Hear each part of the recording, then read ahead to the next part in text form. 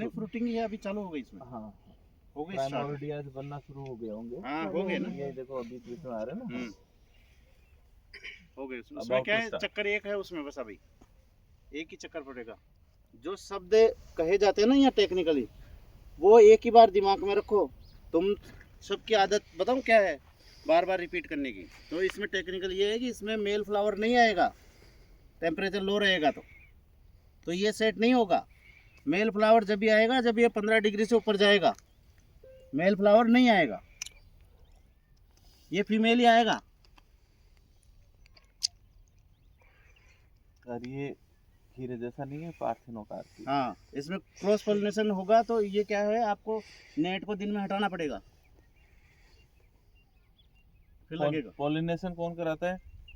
मधुमक्खी मधुमक्खी। तो मधुमक्खी ऐसे तो आएगी नहीं। वही इसमें कवर में तो कैसे आएगी हटाना अब पड़ेगा। सर एक्चुअली इसको है ना ये जो अभी जो टेम्परेचर है ना हम जो ट्रिपल टेंट लगाते हैं इसको क्या है कि नीचे उतार देते दिन में और शाम के टाइम ढक देते हैं इसको। नहीं ऐसे अब जब हम फ्लावरिंग ये फ्लावर ओपन होगा ना वो जब करेंगे अभी नहीं करेंगे। ये तो हो जाएगा चार। हाँ कोई बात नहीं फ्लावर 5-7 दिन open बाद होगा में सुबह सुबह जैसे ही धूप निकल जाए तो इनको हटा दो और शाम को लगभग 4 इसको हमें प्रोटेक्ट रखना है। आप जो ये नेट लगाने से इसको लगाने से आप इस फसल में मतलब आप अभी तक कम से कम 5 स्प्रे कर चुके होते। एक स्प्रे में काम हो जाता है इससे। सही बात। इसका एक ही पर्पज नहीं है कि आप सर्दी रोक रहे हो इसका मल्टीपल पर्पज है। एक तरह से पॉली हाउस ही बन गया है ना ये। भाई छोटा पॉली हाउस हो गया ये अपने आप में कार्बन डाइऑक्साइड को सबको चीज़ों को कंट्रोल तो कर रहा है ना इंसेक्ट को पेस्ट को डिजीज को। तभी तो 25 दिन में आपकी ग्रोथ ही आई है। 25 दिन में नहीं साहब अगर आप अगस्त में भी लगाते हो ना। हाँ। जैसे मैं अभी सितंबर में वहाँ था तो ओमान में तो सितंबर में वो लोग लगाते हैं ठंड नहीं होती वहाँ पर वो प्रोटेक्शन के लिए लगाते हैं कि मेरा एक्सेस केमिकल काम ना आए उसमें। भाई केमिकल की कॉस्ट तो है ना साहब। केमिकल कॉस्ट ऑफ कल्टीवेशन तो बढ़ गया है ना। लोग खरीदेंगे नहीं आप। हाँ। आप एक्सेस यूज करोगे ना। हाँ। अभी रात में कहा कि यार कोई खीरा है क्या तो खीरा तो नहीं लेते काम में। क्यों? हमको मालूम है हमने दवाइयाँ रख रखी है ना। यही था। जो भी हो सच्चाई तो यही है ना कि भाई खीरे में सबसे ज्यादा केमिकल खीरे में ही आ रहा है। इसका मतलब है केमिकल अपने डाले हमारे सामने हो रखा है इसलिए आप तो उसमें कंफर्टेबल नहीं है।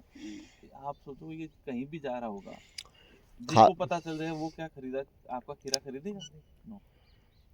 अब क्या चीज़ है ये बहुत सही पॉइंट ट्रिगर किया कि आपको कम से कम यूज करना है उसको अवॉइड करना है कि वो स्थिति पैदा ना हो। पॉली हाउस बनाया इसीलिए गया है कि आपके केमिकल्स कम यूज हो और अपन उसका मिसयूज करें। यूज कर रहे हैं इसका मतलब हमारे प्रोटोकॉल्स हमारे जो काम करने की शैली है वो सही नहीं है। गलती है हमारे में गड़बड़ियां हैं।